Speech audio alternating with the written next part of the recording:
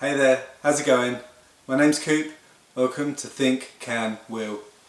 So today I'm thinking about coronavirus, the COVID-19 pandemic that over the last few months has turned the world upside down. For me and my team back in March, and I'm sure for many of you guys, we've had to adapt. We went overnight from going into work each day to setting up workplaces in our homes, kitchens, dining rooms, living rooms, even bedrooms for some people.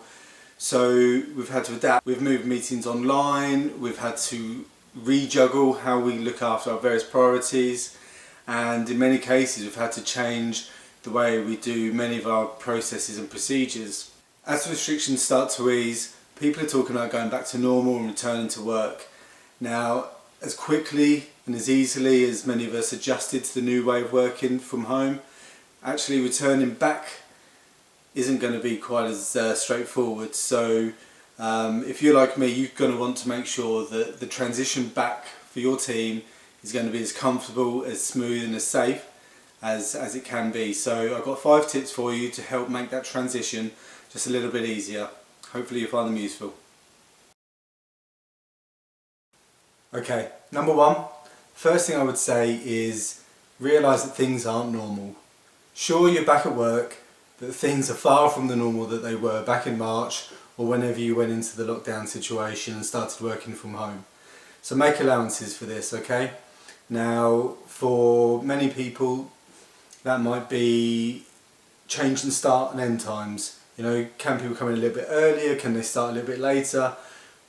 Do you need them to work the same 8-hour days that they used to do? Can you sort of do shorter days to accommodate people's requirements?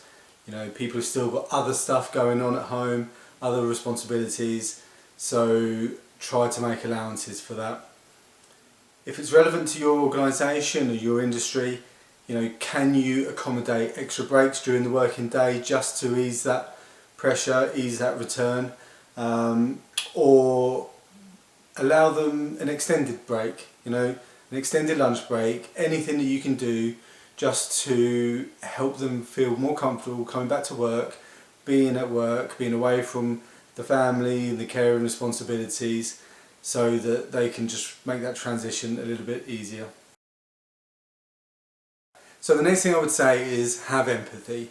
Now by that I mean just bear in mind that everybody has their own experience of COVID-19. We've all been affected by the pandemic in different ways. Now for many that will just be a case of having to work from home, having to queue longer at the supermarket, or not being able to go to the pub on a Friday night. For many others, they've been affected much more significantly, okay? Potentially even losing loved ones during this time. So the best thing to do is understand that everybody has their own journey, their own experience, and be aware that that's what they're going through. Now, many of your teams will be keen to get back to work. They're going to be keen to get a sense of normality, a sense of structure back in their day. For many others, they won't be. They're going to be nervous, there's going to be anxiety and reservations around returning to work, reservations around social distancing, around the cleanliness of the workplace, the communal areas such as the breakout rooms, the kitchens, the toilets, all of that kind of stuff. Be aware of it, understand. There's no one-size-fits-all approach here. You really do just have to look at each individual and treat them as such, understand that they've got their own thing going on, and you need to be prepared to support them with whatever it is that they're going through, okay? So number 3 is focus on what's important, okay? Now, I know businesses need to get back to work. I know that you've got profits to make. I know you've got targets. I know that you need to recoup some of the lost income over the last few months. But understand and realise that the people are the most important part of your business. They're the ones that count, okay? Now, don't expect them to be coming in, back up and running, 100% productive straight away. That's not going to happen. For some it might, but in the majority of cases it won't.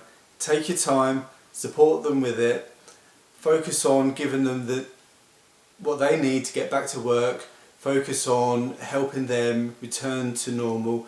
They're still going to have people at home, the kids at home. Yeah, they've got other concerns. Work isn't going to be their priority, so focus on them. Make sure that they feel valued. Make sure that you do what you can to look after them, to make returning to work that little bit more comfortable. They'll appreciate the fact you made them feel valued and you've put them and their well-being over targets, profits, service levels, whatever it may be. So number 4, the next thing I would say is to make it fun. Okay, returning to work is going to be challenging enough for many people. Kids haven't gone back to school yet, so people are leaving the children at home, they're leaving dependents that they need to care for, and I don't know about you, but I always say to my team, look, we're at work long enough that we may as well have some fun with it. So that's what I would encourage you to do. Whatever you need to do to make it more fun to be back at work, do it. Think about the things that you did when you started working from home. I know many managers and leaders started to introduce online quizzes or regular get-togethers, or find ways of making it fun. That same mindset that you took into working from home, make sure that you continue when you return to work. That way it's just going to alleviate the tension, the pressure, the anxiety around people having to return to work when they're potentially not comfortable being back, or they've got actually other priorities. For many people, returning to work isn't going to be top of their priority list at the moment, with everything else going on. So make it fun, be there for people, and to be honest, you'll probably earn a few leadership brownie points too.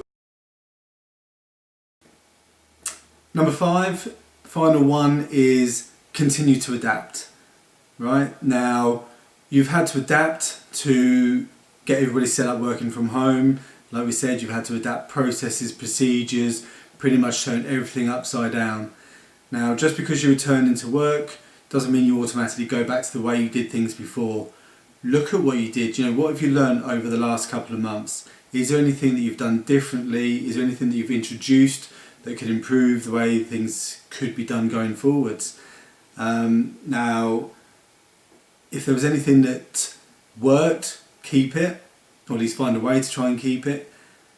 Include your people. Continuous improvement is a massive priority for most businesses, and it's something I'm quite passionate about.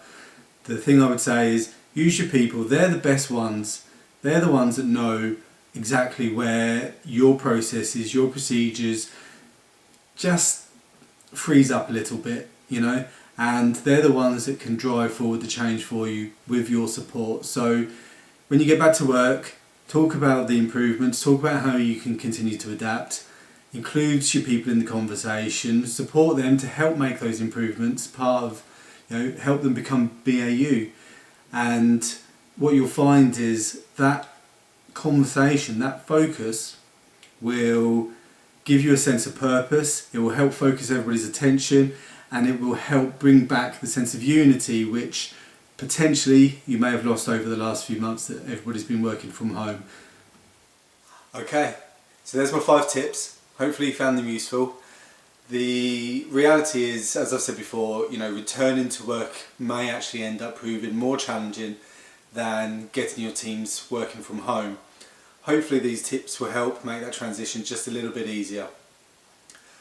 The final thing I would say is, if there's anything that you implemented and introduced whilst you started working from home, whether that's a daily huddle with your teams, a weekly check-in, or even some kind of social activity just to bring the team together, keep doing it. If it worked, keep doing it. Embrace the good stuff and do more of it.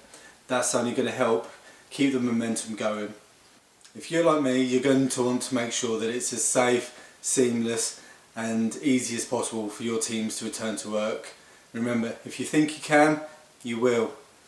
Most of all, stay alert, stay safe. I'll see you soon.